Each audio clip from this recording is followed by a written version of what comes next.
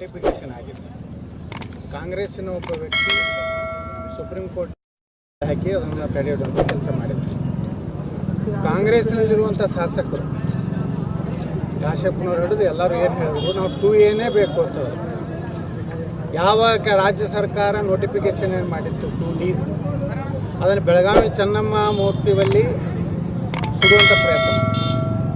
ಈಗ ಅದೇ ಕಾಶ್ಯಪ್ಪನವ್ರ ಸರ್ಕಾರ ಬಂದಿದೆ, ಈಗ ಮಾಡಿಕೊಳ್ಳಿ 2A ಯಾಕೆ ನಾವು ಒತ್ತಾಯ ಮಾಡಲಿಲ್ಲ ಅಂದ್ರೆ ಅವಾಗ ಅಲ್ಲಿ 104 ಜಾತಿ ಇವೆ. ಕುರುಬ ಸಮಾಜ ಇದೆ, ಗಾಣಿಗ, ಅನೇಕ ಸಮುದಾಯಗಳದಾವೆ. ಅವರ ಒಂದು ಇದರಲ್ಲಿ ನಾವು ಹಕ್ಕನ್ನು ಕಸ್ಕೋಬಾರ್ದಂಥ ಉದ್ದೇಶದಿಂದ ಸಂವಿಧಾನಾತ್ಮಕವಾಗಿ ನಮ್ಮ ಸಮುದಾಯಗಳಿಗೆ ವೀರಶೈವ ಪಂಚಮಸಾಲಿ ಇರ್ಬೋದು, ಆದಿ ಇರ್ಬೋದು, ಕೂಡಕಲಿಗ ಇರ್ಬೋದು, ಜಂಗಮ ಇರ್ಬೋದು, ಇಡೀ ಸಮಸ್ತ ವೀರಶೈವ ಲಿಂಗಾಯತ ಎಲ್ಲ ಸಮುದಾಯ ಅಷ್ಟೇ ಅಲ್ಲ, ಮರಾಠ ಸಮಾಜ, ಕ್ರಿಶ್ಚಿಯನ್ ಸಮಾಜ, ಜೈನ ಸಮಾಜ ಇವೆಲ್ಲ ಕೂಡಿ ನಾವು 2D ಅಂತೇಳಿ ನಾವು ರಿಸರ್ವೇಷನ್ ಕೊಟ್ಟಿದ್ದೀವಿ. 2Aದಲ್ಲಿ ಏನು ಸೌಲಭ್ಯದೋ ಎಲ್ಲನೂ 2Dಗೂ ಕೊಡುವಂಥದ್ದು. ಒಂದು 2C ಒಕ್ಕಲಿಗರಿಗೆ, ಒಂದು 2D ಲಿಂಗಾಯತರಿಗೆ, ಮರಾಠರು, ಜೈನರು, ಕ್ರಿಶ್ಚಿಯನ್. ಅದನ್ನು ಇವತ್ತಿನ ಸರ್ಕಾರ ಸಿದ್ದರಾಮಯ್ಯನವರು ಮೊನ್ನೆ ಬೆಳಗಾವಿ ಅಧಿವೇಶನದಲ್ಲಿ ಏನು ಹೇಳಿದ್ರು, ಈ ಅಧಿವೇಶನ ಮುಗಿದ ತಕ್ಷಣ ನಾನು ಬೆಂಗಳೂರಿಗೆ ಹೋಗ್ತೀನಿ, ಆ ಒಂದು ಶಾಶ್ವತ ಹಿಂದುಳಿದ ಆಯೋಗದ ಅಧ್ಯಕ್ಷನ ಕರೆಸಿ ಮಾತಾಡಿ ನಾನು ನ್ಯಾಯ ಕೊಡ್ತೀನಿ ಅಂತ ಮಾತು ಹೇಳಿದ್ರು. ಬೆಳಗಾವಿ ಅಧಿವೇಶನ ಮುಗೀತು, ಮೊನ್ನೆ ಬೆಂಗಳೂರು ಅಧಿವೇಶನ ಮುಗೀತು.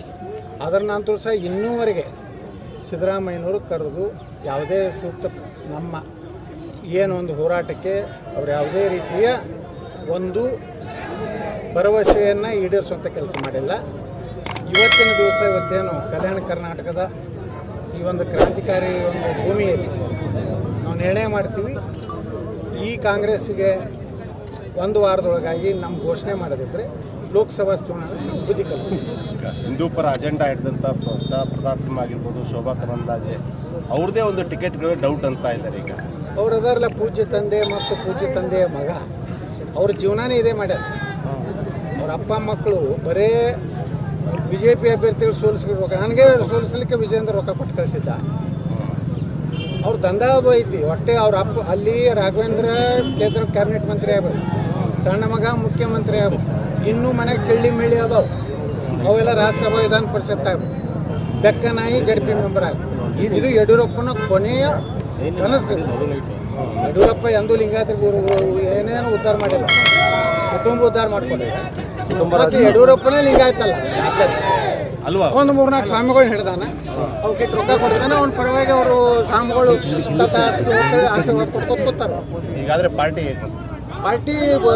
ಚುನಾವಣೆ ಮುಗಿದ ಮ್ಯಾಗೆ ಇವ್ರು ಯಡಿಯೂರಪ್ಪನವ್ರ ಬಂಡವಾಳ ನಬ್ಬಿಸ್ತೀನಿಲ್ಲ.